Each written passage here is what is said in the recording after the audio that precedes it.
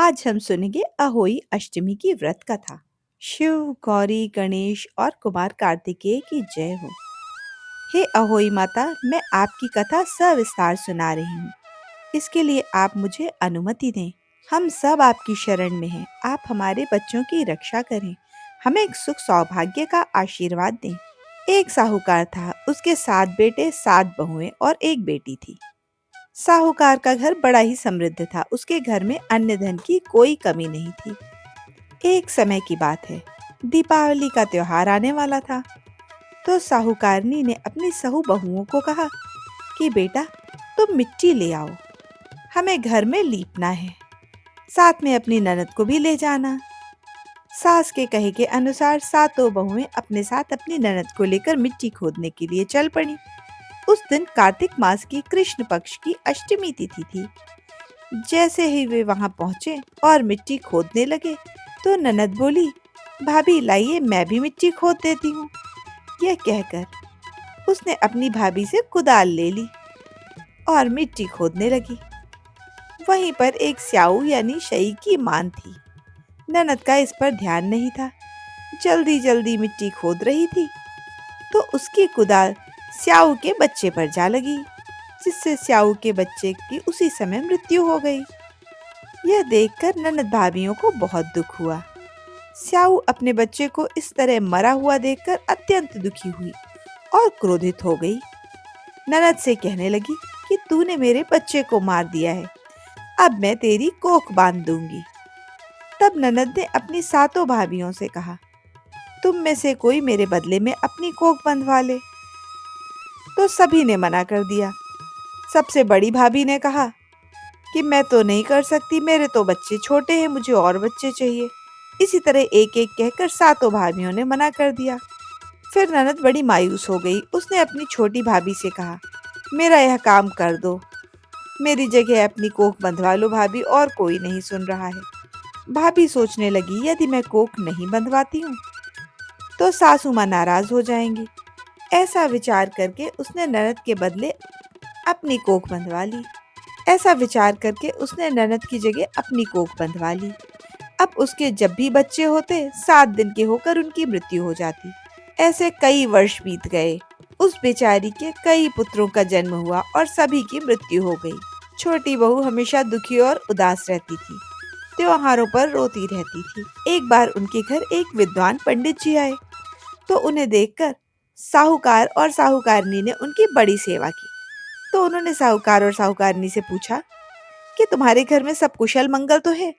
तो साहूकारनी कहने लगी, पंडित जी, वैसे तो सारे कुशल मंगल हैं, लेकिन मैं क्या बताऊं, मेरे छोटे बेटे की कोई संतान नहीं है। संतान होती है और 7 दिन बाद उसकी मृत्यु हो जाती है। मैं इस बात को लेकर बहुत दुखी रहती हूँ। आप तो विद्वान हैं, मुझे देखकर बताइए, जिससे मेरे बेटे बहू को स्वस्थ संतान की प्राप्ति हो। तो पंडित ने साहूकारनी की सारी बातें ध्यान से सुनी। अपना पोथी पत्रा खोलकर उसमें कुछ देर तक देखते रहे और फिर साहूकारनी से कहा, तुम और तुम्हारी बहू दोनों गाय की सेवा करो। गौ माता स्याऊ माता की बड़ी अच्छी सखी हैं। तुम्हारी सेवा से प्रसन्न होकर यदि गौ माता ने स्याऊ माता से कहा तो ही तुम्हारी बहू की कोख खुलेगी, जिससे तुम्हारी छोटी बहू को स्वस्थ और निरोगी संतान प्राप्त होगी। साहूकारनी पंडित जी की बात सुनकर बोली, पंडित जी, मेरी बहू की कोख किसने बंधवाई और क्यों बंधवाई, ये बात मुझे समझ में नहीं आई। तो पंडित जी ने विस्तार से सारी बातें बताई और कहा कि तुम्हारी बेटी के हाथ से स्याहू के बच्चे की मृत्यु हो गई थी और स्याहू ने क्रोधित होकर श्राप दिया था कि मैं तुम्हारी कोख बांध दूंगी। तो तुम्हारी बेटी के बदले तुम्हारी छोटी बहू ने अपनी कोख बंधवा ली थी। उसी कारण तुम्हारी छोटी बहू को आज निरोग संतान की प्राप्ति नहीं हो रही है। सुनकर साहूकारनी को अपनी बहू पर बहुत दया आई और बड़ा प्रेम आया कि इसने मेरी बेटी के लिए अपनी कोख दे दी। कितनी भली है मेरी छोटी बहू, ऐसा कौन करता है, और आज तक किसी के आगे कहा भी नहीं। इसे संतान के लिए परेशान होकर देखकर कितने वर्ष हो गए। अच्छा होता पहले ही मैं किसी पंडित से पूछ लेती। दूसरे ही दिन से साहूकारनी ने अपनी बहू को लेकर गाय की सेवा करने में लग गई।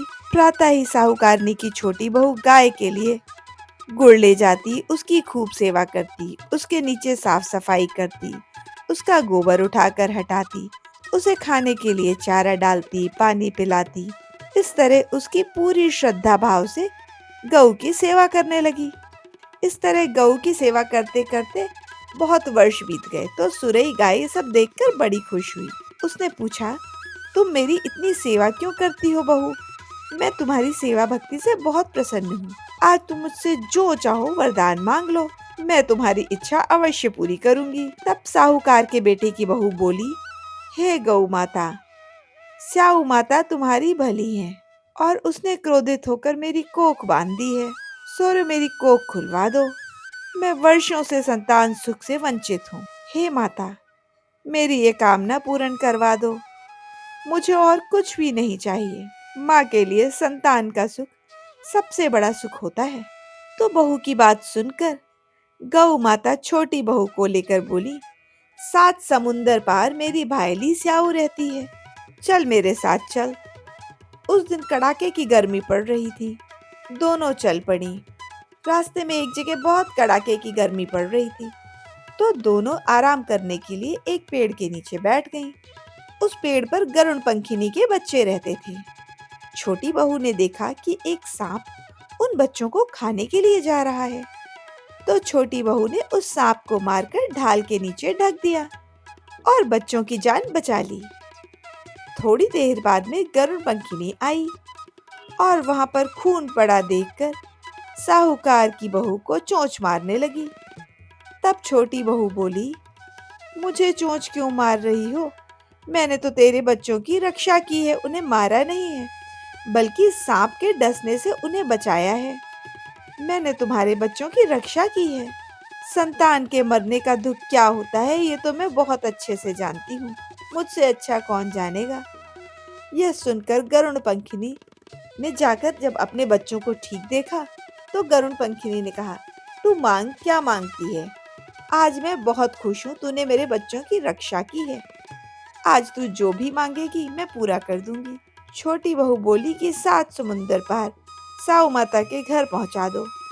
तो गरुड़ पंखिनी ने दोनों को अपनी पीठ पर बिठा लिया और स्याऊ माता के घर पहुंचा दिया।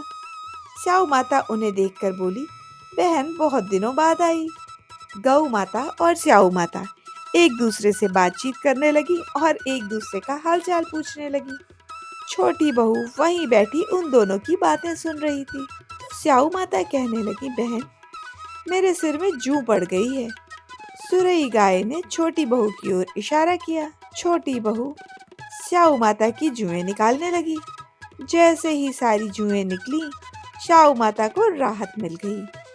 वह बहुत खुश हुई और बोली, बेटी तू कौन है? जो चाहे वो मांग ले। यह सुनकर छोटी बहू ने कहा, पहले वचन दो माता, फिर ही मांगूंगी। स्याऊ माता ने कहा, जा वचन दिया। अगर मैं वचन से फिरूं तो धोबी के पथ पर कंकड़ी बनूं। यह सुनकर छोटी बहू बोली, मेरी कोख तुम्हारे पास बंधी पड़ी है, उसे खोल दो। यह सुनकर स्याऊ माता बोली, तूने तो आज मुझे ठग लिया है बहू, लेकिन मैं तुम्हारी सेवा भक्ति से बहुत प्रसन्न हूँ। पहले तो तूने अपनी ननद के बदले अपनी कोख बंधवा ली, फिर कितने ही साल संतान सुख से वंचित रही, और संतान सुख के लिए मेरी बहन की कितनी सेवा की इतने दिनों तक, और आज मेरी भी सेवा की। तो आज मैं तेरी कोख खोलती हूँ और साथ ही तुझे वरदान देती हूँ कि तू अपने घर चली जा। वहां पर तुझे तेरे 7 बेटे 7 बहुएं मिलेंगी। तू जाकर अहोई माता का अजमन करियो, 7 अहोई बनाकर 7 कढ़ाई करियो। मैं तुझे संतान सुख और अखंड सौभाग्य का आशीर्वाद देती हूँ। इस तरह का आशीर्वाद पाकर छोटी बहू बहुत खुश हुई और अपने घर की ओर चल पड़ी। जैसे ही वह लौटकर अपने घर आई, तो देखा घर पर तो उसके 7 बेटे और 7 बहुएं बैठे थे। उन्हें देखकर वह अति प्रसन्न हो गई और मन ही मन अहोई माता का धन्यवाद किया। उसके बाद उसने 7 अहोई बनवाई, 7 आचमन किए, 7 कढ़ाई की और शाम के समय जेठानी जेठ आपस में बात करने लगे। सारे जल्दी जल्दी नहाकर पूजा पाठ कर लो, कहीं छोटी को अपने बच्चे की याद ना आ जाए, वो बेचारी रोने लगेगी। इस तरह उसकी 6 जेठानियों ने विधि पूर्वक पूजा अर्चना की और बाद में जेठानियां सोचने लगी, आज छोटी के रोने की आवाज नहीं आई, क्या बात है, वो हर साल इस दिन कितनी बुरी तरह से रोती है। उन्होंने अपने पोते पोतियों से कहा, जाओ बेटा, अपनी छोटी दादी का हाल चाल पूछाओ, देखाओ वो क्या कर रही है घर में। अपनी दादी के कहे अनुसार वो बच्चे छोटी दादी के घर गए तो आकर बताया कि छोटी दादी तो कुछ बना रही है और उनके घर तो अजमन हो रहा है। यह सुनकर सारी जेठानियों ने आश्चर्य के साथ इधर उधर देखा और उसके घर की ओर चल पड़ी और वहां जाकर बोली, ये सब कुछ कैसे हो गया छोटी, तुम्हारी कोख किसने खोली। तो वह कुछ कहती उसके पहले ही उसकी सास बोल पड़ी, कहने लगी, बेटा सेवा और श्रद्धा भक्ति से क्या नहीं पाया जा सकता। तुम्हारी देवरानी ने बहुत ही भला काम किया था, जो सालों पहले अपनी ननद की खुशी के लिए अपनी कोख बंधवा ली थी। ये शाहू माता का आशीर्वाद है, जिससे तुम्हारी देवरानी की कोख खुल गई है और इसका घर भी हरा भरा हो गया है। आज मैं बहुत ही प्रसन्न हूँ। हे स्याऊ माता, जैसे आपने मेरी छोटी बहू की कोख खोली, वैसे ही इस कहानी को कहने वाले, सुनने वाले की और हुंकारा भरने वाले की, सभी की खोलियो। जो भी औरत अहोई अष्टमी के दिन अहोई माता का व्रत और पूजन करे, वो निसंतान को संतान देना और जिनकी संतान है उन्हें लंबी आयु एवं सुख समृद्धि देना। सास की बातें सुनकर साहूकार की सारी बहुएं बहुत ही प्रसन्न हुई और उसके बाद में सारी देवरानी जेठानियों ने साथ मिलकर अहोई माता का व्रत एवं पूजन किया, जिससे उनका घर सुखी और संपन्न हो गया। हे अहोई माता, कथा कहने में, सुनने में अगर कोई भूल चूक हुई हो तो क्षमा करना और इस व्रत को रखने वाली सभी बहनों पर अपनी कृपा दृष्टि बनाए रखना। अहोई अष्टमी की दूसरी कथा दंत कथा के अनुसार, एक बार एक औरत अपने 7 पुत्रों के साथ एक गांव में रहती थी। एक बार वह कार्तिक के महीने में घर के गोबर लीपने के लिए मिट्टी खोदने जंगल की ओर गई। जब वह खदान से मिट्टी खोद रही थी तो गलती से उसकी कुल्हाड़ी एक जानवर के बच्चे पर जा लगी, जिससे उसकी मृत्यु हो गई। उसे दुख तो बहुत हुआ, लेकिन अब क्या हो सकता था। वह दुखी मन से मिट्टी लेकर अपने घर आ गई। कुछ दिनों बाद वह तो इस बात को भूल गई, लेकिन उसे उस हत्या का दोष लग गया था। दोष के चलते उसके बड़े बेटे की मृत्यु हो गई, जिससे वह बड़ी दुखी हुई। दूसरा साल आया तो दूसरे बेटे की मृत्यु हो गई। इस तरह कुछ वर्षों में ही उसके सारे पुत्रों की मृत्यु हो गई। वह बहुत दुखी रहने लगी, लेकिन उसे शावक के बच्चे का बिल्कुल भी ध्यान नहीं आया। उसे बिल्कुल ध्यान नहीं आया कि उसके हाथ से शावक का बच्चा मरा था। एक दिन वह गांव की औरतों के साथ पाल पर गई थी, जहां पर कुछ औरतें बैठी कथा कह रही थीं और सुन रही थीं। वहां पर एक बुजुर्ग महिला ने पूछा, बेटा, तू इतनी उदास और दुखी क्यों दिखाई देती है? तेरे घर में सब कुशल मंगल तो है। तो बूढ़ी माई की इतनी दिलासा भरी बातें सुनकर वह रोने लगी। तो माई ने पूछा, बेटा, ऐसी क्या बात है जो तू इस तरह रो रही है? तुझे क्या परेशानी है? मुझे बता, शायद मैं समाधान कर सकूं। तो उसने कहा, माँ जी, मैं भी कभी 7 बेटों की माँ थी, सुखी और संपन्न थी। लेकिन अब मेरे एक भी बेटा नहीं है। एक एक करके मेरे सारे पुत्रों की मृत्यु हो गई है। उस माँ का क्या जीवित रहना जिसके बेटे उसके सामने उसके पहले ही चल बसे हों। बूढ़ी माई ने कहा, बेटा, ये तेरे साथ कब हुआ? तुम्हारे पहले बेटे की मृत्यु कब हुई? तो उसने याद करके बताया कि जब मेरे बड़े बेटे की मृत्यु हुई थी, उस दिन कार्तिक मास की कृष्ण पक्ष की अष्टमी थी। तो वह माई उससे कहने लगी, बेटा, धीरज रख, सब कुछ ठीक हो जाएगा। ये दिन तो अहोई माता का होता है। तुमसे अपने जीवन में कोई गलती तो नहीं हुई है? किसी के बच्चे को दुख तो नहीं पहुंचाया है तूने? ऐसा कुछ कोई पाप जाने अनजाने में तो नहीं किया है तूने? तभी उसे याद आ गया, एक शावक की मौत उसके हाथों से हो गई थी। उसने उस बूढ़ी अम्मा को बता दिया, मुझसे सालों पहले कैसे एक शावक की मृत्यु हो गई थी। मैंने जानबूझकर उसको नहीं मारा था। मुझे भी उसकी मृत्यु का बहुत दुख था, पर मैं क्या कर सकती थी? तो वह बूढ़ी अम्मा बोली, बेटा, तुझे उसी का दोष लगा है जिसके दिए तू इतनी तकलीफ में है। तू ऐसा कर, अहोई अष्टमी का व्रत कर। शावक की हत्या के पश्चाताप के लिए तुझे अहोई अष्टमी का व्रत करना चाहिए। इसके लिए तू घर पर शावक का एक चित्र बना और साथ ही अहोई माता का चित्र बना। उसकी पूरी श्रद्धा भाव से पूजा कर, अर्चना कर और व्रत रख। तो यह सुनकर उस औरत को कुछ दिलासा मिली। वह घर गई और उसी साल से उसने अहोई अष्टमी का व्रत प्रारंभ कर दिया। फिर उसने नियम से लगातार 7 वर्षों तक उस व्रत को रखा। तो श्रद्धा पूर्वक इस व्रत को करने के प्रभाव से उसके सातों पुत्र फिर से जीवित होकर वापस आ गए। इस तरह पूरे श्रद्धा भाव से इस व्रत को करने से उसे अहोई माता का आशीर्वाद प्राप्त हुआ और वह हो गया जो कभी संभव नहीं था। इसलिए इस व्रत को अहोई व्रत के नाम से जाना जाता है। हे अहोई माता, हमारी संतानों की रक्षा करना, उन पर आए हर संकट को दूर करना। जय हो अहोई माता की। बोलो शिव, गौरी, गणेश और कार्तिकेय भगवान की जय हो। एक समय की बात है, महाराज युधिष्ठिर ने भगवान श्री कृष्ण से कहा, हे भगवान, ऐसा कोई व्रत बताइए जिसके प्रभाव से मनुष्य को अनेकों सांसारिक क्लेशों और दुखों से मुक्ति मिले और वह पुत्रवान एवं पौत्रवान हो जाए। यह सुनकर भगवान श्री कृष्ण ने कहा, हे राजन, तुमने बड़ा ही उत्तम प्रश्न पूछा है।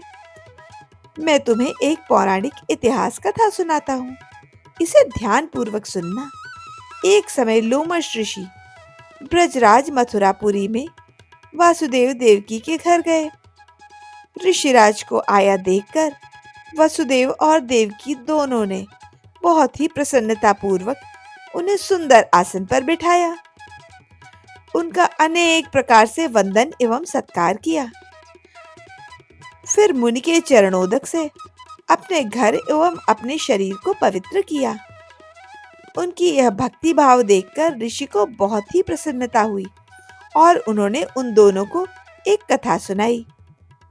कथा में लोमश ऋषि ने कहा, हे देवकी, दुष्ट दुराचारी कंस ने तुम्हारे कई पुत्र मार डाले हैं, जिसके कारण तुम्हारा मन अत्यंत दुखी रहता है। इस प्रकार राजा नहुष की पत्नी चंद्रमुखी भी दुखी रहा करती थी, किंतु उसने संतान सप्तमी का व्रत विधि पूर्वक किया था, जिसके प्रताप से उसको संतान की प्राप्ति हुई थी। तो यह सुनकर देवकी ने हाथ जोड़कर मुनि से कहा, हे ऋषिराज, कृपा करके रानी चंद्रमुखी का संपूर्ण वृत्तांत तथा कथा और इस व्रत की विधि मुझे विस्तार पूर्वक बताइए, जिससे मैं भी इस दुख से छुटकारा पा सकूं। तो देवकी की बात सुनकर ऋषि ने कहा, हे देवकी, अयोध्या के राजा नहुष थे। उनकी पत्नी चंद्रमुखी अत्यंत सुंदर थी। उनके नगर में विष्णुगुप्त नाम का एक ब्राह्मण रहता था। उसकी पत्नी का नाम था भद्रमुखी। वह भी बड़ी रूपमती एवं सुंदरी थी। रानी और ब्राह्मणी में अत्यंत प्रेम था। दोनों प्रतिदिन एक बार जरूर मिलती थी। एक दिन वो दोनों सरयू नदी में स्नान करने के लिए गईं। वहां उन्होंने देखा कि बहुत सारी महिलाएं सरयू नदी में स्नान करके, साफ वस्त्र धारण करके, एक मंडप में शंकर जी और पार्वती जी की मूर्ति स्थापित करके उनका पूजन कर रही हैं। एक दिन दोनों सरयू नदी में स्नान करने के लिए गईं, तो वहां उन्होंने देखा बहुत सारी महिलाएं सरयू नदी में स्नान करके, साफ वस्त्र धारण करके, एक मंडप में शंकर जी और माता पार्वती जी की मूर्ति स्थापित करके उनका पूजन कर रही हैं। रानी और ब्राह्मणी ने यह सब देखा तो उन महिलाओं के पास गई और जाकर पूछा, बहनों, तुम यह किस देवता का पूजन कर रही हो और किस कारण से कर रही हो? हमें भी बताओ। तो यह सुनकर एक महिला ने कहा, यह व्रत संतान की प्राप्ति के लिए और संतान की लंबी आयु के लिए रखा जाता है और हमने शिव पार्वती का पूजन चंदन, अक्षत आदि से किया है। इस व्रत को करने से संतान की आयु लंबी होती है और आरोग्य जीवन की प्राप्ति होती है। जिस बहन की भी संतान ना हो तो इस व्रत को अवश्य करना चाहिए। इसे करने से सूनी गोद भर जाती है। यह सुनकर रानी और ब्राह्मणी ने इस व्रत को करने का मन ही मन संकल्प ले लिया और घर वापस लौट आई। ब्राह्मणी तो इस व्रत को नियम पूर्वक करती रही, किंतु रानी चंद्रमुखी राजमद के कारण इस व्रत को करने में कभी कभी भूल कर देती, कभी कभी भूल जाती। ऐसा करते करते दोनों वृद्ध हो चली थी। कुछ समय बाद उनकी मृत्यु भी हो गई और दूसरे जन्म में रानी ने बंदरिया और ब्राह्मणी ने मुर्गी की योनि पाई। ब्राह्मणी मुर्गी की योनि में भी कुछ नहीं भूली थी। भगवान शंकर और पार्वती का ध्यान करती थी। कुछ समय बीतता गया। कुछ समय बाद दोनों ने यह देह भी त्याग दी। फिर इनका तीसरा जन्म मनुष्य योनि में हुआ। ब्राह्मणी ने एक ब्राह्मण के यहाँ कन्या के रूप में जन्म लिया। उस ब्राह्मण की कन्या का नाम भूषण देवी रखा गया। जब वह बड़ी हुई तो उसका विवाह गोकुल निवासी अग्नि से हुआ। भूषण देवी बहुत ही सुंदर थी। इतनी सुंदर थी कि कोई भी आभूषण ना पहनती थी तो भी बड़ी ही सुंदर दिखती थी। कामदेव की पत्नी रति भी उसके सामने लजा जाती थी। भूषण देवी के अत्यंत सुंदर, सर्वगुण संपन्न एवं चंद्रमा के समान धर्मनिष्ठ, कर्मनिष्ठ और सुशील स्वभाव वाले 8 पुत्र हुए। यह सब शिवजी के व्रत का पुनीत फल था। दूसरी ओर शिवजी से विमुख होने वाली रानी के गर्भ से कोई भी पुत्र नहीं हुआ। वह निसंतान दुखी रहने लगी। इस जन्म में भी रानी रानी बनी और ब्राह्मणी ब्राह्मणी। इस जन्म में भी रानी और ब्राह्मणी अच्छी सखियां बनी। सालों बाद रानी के एक गूंगा, बहरा, बुद्धिहीन और अल्प आयु वाला पुत्र हुआ। वह 9 वर्ष की आयु में इस संसार को छोड़कर चल बसा। तो रानी अपने पुत्र के वियोग से बहुत दुखी हुई। एक दिन ब्राह्मणी अपने पुत्रों को लेकर रानी के यहाँ पहुंची। रानी का हाल सुनकर उसे बहुत दुख हुआ, लेकिन कर्मों का लिखा तो बस ब्रह्मा जी ही मिटा सकते थे। रानी कर्मच्युत थी, इसी कारण उसे भोगना पड़ रहा था। इधर रानी पंडिताइन के इस वैभव और 8 पुत्रों को देखकर मन ही मन उससे ईर्ष्या करने लगी। ईर्ष्या के चलते रानी के मन में पाप पैदा हो गया। उसने ब्राह्मणी के पुत्रों को मारने की योजना बनाई, किंतु ब्राह्मणी तो बहुत सीधी और सरल स्वभाव की थी। वह रानी का संताप दूर करने के लिए अपने 8 पुत्रों को रानी के पास छोड़ देती थी। रानी पाप से वशीभूत होकर ब्राह्मणी के पुत्रों की हत्या करने के विचार से लड्डुओं में जहर मिलाकर 8 बालकों को दे दिया, किंतु भगवान शंकर की कृपा से एक भी बालक की मृत्यु नहीं हुई। तो यह देखकर रानी बहुत ही आश्चर्यचकित हो गई। वह सोचने लगी, ऐसी क्या बात है कि जहर खिलाने के बाद भी इनका बाल भी बांका ना हुआ। जब ब्राह्मणी भगवान की पूजन से निवृत्त होकर आई तो रानी ने रोते हुए उससे उसके पैर पकड़ लिए और सारी बातें कही कि मैंने तेरे पुत्रों को मारने की कोशिश की थी, इनको जहर मिलाकर लड्डू खिला दिया था, परंतु इनका तो बाल भी बांका ना हुआ। तू मुझे सच सच बता, कौन सा ऐसा दान पुण्य व्रत आदि तूने किया है जिसके प्रभाव से तेरे पुत्र इतनी लंबी आयु वाले हैं। तू ब्राह्मणी होकर भी इतनी सुख भोग रही है और मैं रानी होकर भी इतने दुख झेल रही हूँ। तेरे सौभाग्यशाली होने का क्या कारण है? यह भेद मुझे बता, निष्कपट होके बता दे सखी। मैं तेरी सदैव ऋणी रहूंगी। रानी के ऐसे दीन वचन सुनकर ब्राह्मणी को दया आ गई। वह कहने लगी, तुम ध्यान से सुनना।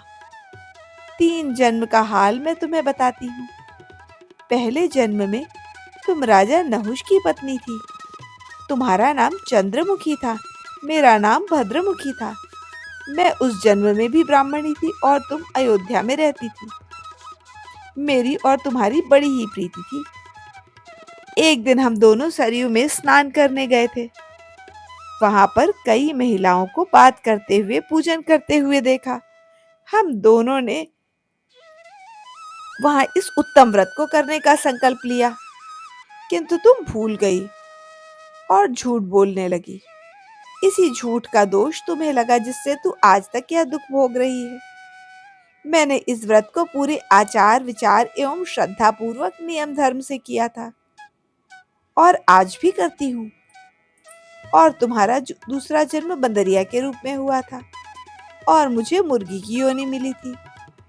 भगवान शंकर की कृपा से मैंने मुर्गी की योनि में भी इस वार्ता को नहीं भूला और मैं उस व्रत को नियमित रूप से करती रही। तुम अपने बंदरिया के जन्म में सब कुछ भूल गई थी। जहां तक मैं जानती हूँ, तुम्हारे ऊपर यही भारी संकट है और इसका एकमात्र यही कारण है, दूसरा कोई भी कारण नहीं हो सकता। इसीलिए मैं तो कहती हूँ कि अभी भी वक्त है, तुम व्रत विधि पूर्वक करो, जिससे तुम्हारा यह संकट दूर हो जाएगा। ब्राह्मणी के मुंह से यह सब बातें सुनकर रानी को अपने पूर्व जन्म की सारी बातें याद आ गईं और वह पश्चाताप करने लगी। ब्राह्मणी के चरणों में गिरकर रोने लगी, याचना करने लगी और भगवान शंकर और माता पार्वती जी के अपार महिमा का गुणगान करने लगी। फिर रानी ने बड़े ही श्रद्धा पूर्वक नियमानुसार उस व्रत को किया और व्रत के प्रभाव से रानी को संतान सुख भी प्राप्त हो गया। वह जीवन के संपूर्ण सुखों को भोगकर अंत में शिवलोक को प्राप्त हो गई। भगवान शंकर के व्रत का ऐसा प्रभाव है कि पथभ्रष्ट मनुष्य भी अपने पथ की ओर अग्रसर हो जाता है और अनंत ऐश्वर्य को प्राप्त करके मोक्ष को प्राप्त होता है। ऐसा बताते हुए लोमश ऋषि ने कहा, हे देवकी, इसलिए मैं तुमसे कहता हूँ, तुम भी इस व्रत को करो। इस व्रत को करने का संकल्प लो, अपने मन में कर लो, तो तुमको संतान सुख अवश्य मिलेगा। ऐसा बताते हुए भगवान श्री कृष्ण ने युधिष्ठिर से कहा, लोमश ऋषि ने इस प्रकार हमारी माता को शिक्षा दी थी और वह चले गए थे। ऋषि की कथा अनुसार हमारी माता देवकी ने इस व्रत को नियमानुसार किया था, जिसके प्रभाव से हमारा जन्म हुआ है। यह व्रत विशेष रूप से महिलाओं के लिए होता है। महिलाओं को संतान सुख देने वाला, पापों का नाश करने वाला यह व्रत अति उत्तम है, जिसे स्वयं भी करें और दूसरों को भी कराएं। नियम पूर्वक जो भी इस व्रत को करता है और व्रत की कथा सुनता है और औरों को सुनाता है, वह भगवान शिव और पार्वती जी का आशीर्वाद पाकर अपने जीवन के सब सुखों को भोगता है और अंत में शिवलोक को जाता है। अब एक कहानी आप सुनेंगे शिव गौरी गणेश कार्तिकेय जी की। तो बोलिए भगवान शिव, माता गौरी, गणेश और कार्तिकेय की जय हो।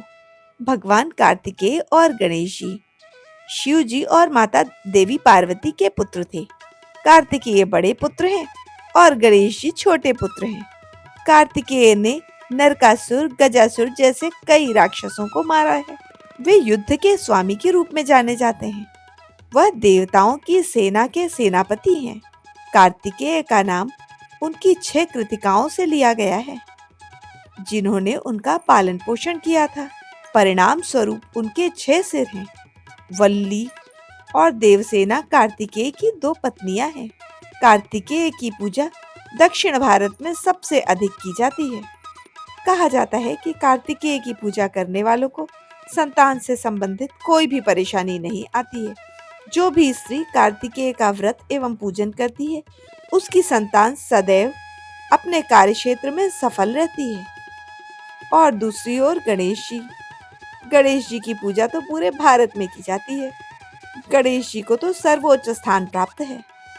हिंदुओं में कोई भी धार्मिक कार्य श्री गणेश का नाम लिए बिन पूरा नहीं होता है। गणेश जी को भगवान शिव से विघ्नेश्वर के रूप का आशीर्वाद प्राप्त है, जो सभी विघ्न बाधाओं को दूर करते हैं। कहा जाता है कि भगवान गणेश और कार्तिकेय दोनों भाइयों के बीच अक्सर इस बात को लेकर लड़ाई होती रहती थी कि दोनों में कौन अच्छा है। दोनों में अपने अपने गुण थे। दोनों के गुण एक से बढ़कर एक थे। एक दिन दोनों भाइयों में फिर से बहस हो गई कि बड़ा ताकतवर और बुद्धिमान कौन है। तो अपनी बुद्धि और पराक्रम से दोनों ही एक दूसरे को पीछे छोड़ रहे थे। देवताओं ने यह देखा तो उन्होंने सोचा इस झगड़े का कोई अंत नहीं है। उन्होंने दोनों भाइयों से अनुरोध किया कि तुम ऐसा करो, अपने माता पिता भगवान शिव और माता पार्वती जी से जाकर पूछो, वही तुम्हारी समस्या का समाधान कर सकेंगे, और अपनी लड़ाई बंद करो। देवताओं का यह सुझाव मानकर कार्तिकेय और गणेश जी अपने माता पिता के समक्ष चले गए। जब जाकर अपनी समस्या उन्हें बताई तो वे दुविधा में आ गए और सोचने लगे किसे बड़ा बताएं। सोचते सोचते भगवान शंकर मुस्कुराए और कहा, तुम दोनों भाइयों के बीच में मैं एक शर्त रखता हूँ। जो इस ब्रह्मांड के 3 चक्कर लगाकर सबसे पहले आ जाएगा मेरे पास, दोनों में से बड़ा वही होगा। दोनों भाइयों ने इस शर्त को मान लिया और चक्कर लगाने के लिए तैयार हो गए। अब कार्तिकेय तो अपनी सवारी मोर पर विराजमान होकर चल पड़े और मोर झट से उड़ गया। किंतु अपने चूहे को देखकर गणेश जी सोचने लगे, मेरे पास तो चूहे की सवारी है, मैं तो कभी भी कार्तिकेय से जीत ही नहीं सकूंगा। कहाँ मोर की उड़ान और कहाँ चूहे की चाल। गणेश जी ने सोचा, कितनी भी कोशिश कर लो, कार्तिकेय को हरा नहीं सकता। तभी उनके मन में एक विचार आया। उन्होंने अपनी माता पार्वती और पिता शिव का बहुत मन से ध्यान किया और उनके 3 चक्कर लगाकर वापस जाकर एक ओर बैठ गए। जब माता पिता ने इसका अर्थ पूछा तो उन्होंने कहा, सारा ब्रह्मांड तो महादेव और माता पार्वती में ही समाहित है, तो चाहे ब्रह्मांड का चक्कर लगाऊं या फिर आपका चक्कर लगाऊं, बात बराबर ही है। यह सुनकर भगवान भोलेनाथ और माता पार्वती बड़े ही प्रसन्न हुए। उधर कार्तिकेय जब ब्रह्मांड के 3 चक्कर लगाकर आए तो देखा गणेश जी वहीं पर बैठे हुए थे। उन्हें बड़ी प्रसन्नता हुई कि आज तो मैं जीत गया। शिव जी से कहने लगे, देखो पिताजी, मैं जीत गया, मैंने इससे पहले 3 चक्कर लगा लिए। तो शिव पार्वती जी बोले, बेटा तुम तो अब चक्कर लगा कर आ रहे हो, गणेश ने तो कब के 3 चक्कर लगा लिए। ये कहकर उन्होंने सारा वृत्तांत कुमार कार्तिकेय को कह सुनाया और कहा, आज से मैं गणेश जी को सर्वश्रेष्ठ और बुद्धिमान घोषित करता हूँ। हर शुभ कार्य में सबसे पहले गणेश की पूजा की जाएगी। जो भी पूजा अर्चना में सबसे पहले गणेश जी को याद करेगा और श्रद्धा भाव से पूजा पाठ करेगा, उसके सारे मनोरथ पूरे होंगे और उसके सारे विघ्न दूर होंगे। यह सुनकर कुमार कार्तिकेय गुस्सा आ गया और वे गुस्से में वहां से चले गए। और तभी से गणेश भगवान को हर शुभ कार्य में सबसे पहले पूजा जाता है और सर्वप्रथम याद किया जाता है। अगर गणेश जी को याद ना करें तो हमारा कोई भी कार्य सफल और संपूर्ण नहीं हो सकता। एक बार भगवान विष्णु और लक्ष्मी जी का विवाह तय हो गया था। विवाह का दिन भी निश्चित हो गया था। तैयारियां हो रही थी। जब बारात जाने का समय हुआ तो सभी देवताओं को निमंत्रण भेजा गया, लेकिन गणेश जी को कोई भी निमंत्रण नहीं मिला। जब सारे देवी देवता वहां आए तो देखा गणेश जी को वहां पर नहीं बुलाया गया है। बारात का तो समय हो गया है। वे आपस में चर्चा करने लगे, गणेश जी को क्यों नहीं बुलाया गया? गणेश जी आए नहीं या बुलाया नहीं। इस पे सभी को आश्चर्य होने लगा। सभी ने विचार किया, भगवान श्री हरि विष्णु से ही इसका कारण पूछा जाए। कारण पूछने पर भगवान विष्णु ने कहा, हमने गणेश जी के पिता भोलेनाथ महादेव को न्योता दे दिया है। अगर वे अपने पिता के साथ आना चाहें तो आ सकते हैं। अलग से निमंत्रण देने की क्या आवश्यकता है? दूसरी बात, अगर वो आ भी जाते हैं तो उन्हें 1.25 मन मूंग, 1.25 मन चावल, 1.25 मन घी और 1.25 मन लड्डू का भोजन दिन भर में चाहिए होता है। इसीलिए अगर वो ना आए तो कोई बात नहीं, भगवान शंकर आ जाएंगे, एक ही बात है। दूसरे के घर जाकर इतना सारा खाना पीना अच्छा नहीं लगता। किसी ने कहा, अगर वो आ गए तो क्या करोगे? तो दूसरे ने जवाब दिया, यदि गणेश जी आ भी जाते हैं तो ऐसा करना, उन्हें द्वारपाल बनाकर घर पे ही बैठा देना। इससे आपके घर का भी अच्छे से ख्याल रह जाएगा और ऐसा भी नहीं होगा कि गणेश जी को बुलाया नहीं। विष्णु भगवान को ये बात सुनकर अच्छी लगी। उन्होंने समाचार भेज दिया। भगवान शंकर और माता पार्वती जी ने गणेश जी को साथ लिया और आ गए। गणेश जी के आते ही उन्हें घर पर ही समझा बुझाकर घर की रखवाली करने के लिए छोड़ दिया गया और बारात चल दी। तभी वहां नारद जी जा रहे थे। उन्होंने देखा कि गणेश जी दरवाजे पर रुके हैं और सारी बारात जा रही है। वो गणेश जी के पास गए और बोले, गणेश जी आप यहाँ पर क्या कर रहे हैं? गणेश जी कहने लगे, विष्णु भगवान ने मुझे घर बुलाकर मेरा बहुत अपमान किया है। मुझे न्योता देकर घर पर ही छोड़ दिया, मुझे द्वारपाल बना दिया है। तो नारद जी कहने लगे, आपके बिना तो कोई कार्य संभव ही नहीं है। आप चाहें तो उनके शुभ काम को भी रुकवा सकते हैं। नारद जी की ऐसा कहते ही गणेश जी ने अपनी पूरी सेना आगे भेज दी और कहा, आगे जाओ, रास्ता खोदकर धरती खोखली कर दो, जिससे सारे वाहन धरती पे फंस जाएंगे और जब उन्हें कोई सहारा नहीं मिलेगा तब वे मुझे याद करेंगे और वापस बारात में बुलाएंगे। गणेश जी की सेना ने ऐसा ही किया। वो गई और रास्ते में चूहों की सेना ने पूरी जमीन खोखली कर दी। जैसे ही बारात वहां से निकलने लगी तो रथों के पहिए धरती में धंस गए। लाखों कोशिशें करने के बाद भी रथ का पहिया निकल ही नहीं पा रहा था। ज्यादा कोशिश की तो रथों के पहिए टूट गए। अब तो किसी की समझ में नहीं आ रहा था। तो नारद जी वहां पहुंचे और बोले, आपने गणेश जी को घर छोड़कर अच्छा नहीं किया। आपने तो उनका अपमान कर दिया है। उसी के कारण यह सब हो रहा है। यदि उन्हें मना कर लाया जाएगा तो ही आपका कार्य सिद्ध होगा और आप पर आया यह संकट टल सकता है। विष्णु भगवान भी सोचने पर मजबूर हो गए कि नारद जी कह तो सच रहे हैं, परंतु अब क्या किया जाए। उन्होंने भगवान शंकर से कहा। तो भगवान शंकर ने अपने दूत नंदी को वहां भेजा और नंदी जी गणेश को सम्मान पूर्वक मना कर ले आए। गणेश जी का आदर, सम्मान एवं पूजन किया गया। तब जाकर रथों के पहिए निकले। रथ के पहिए निकल तो गए किंतु जगह जगह से टूट चुके थे। अब उन्हें सुधारे कौन? पास के खेत में एक खाती काम कर रहा था। उसे बुलाया गया। खाती ने अपना कार्य शुरू करने के पहले कहा, श्री गणेशाय नमः, और गणेश जी की वंदना मन ही मन करने लगा। फिर देखते ही देखते सारे पहिए ठीक हो गए। सारे देवी देवता कहने लगे, तूने सबसे पहले गणेश जी का नाम क्यों लिया? तो खाती कहने लगा, हे देवताओं, सर्वप्रथम अगर गणेश जी का पूजन नहीं किया जाए, उन्हें नहीं मनाया जाए, तो ना ही हमारा कार्य हो सकता है और ना ही हमें सफलता मिल सकती है। इसलिए मैं हमेशा किसी भी कार्य को करने के पहले सर्वप्रथम गणेश जी को याद करता हूँ, उन्हीं का ध्यान करता हूँ। मुझे तो लगता है आप लोगों ने भी गणेश जी को नहीं याद किया होगा, तभी तो आप पर यह संकट आया है। वरना इस रास्ते पर तो ना जाने कितने रथ और कितने बारातें गई हैं, और आप देवतागण होकर स्वयं गणेश जी को भूल गए। यह कहकर खाती कहने लगा, जो गणेश जी को ध्यावे उस पर संकट कभी ना आवे।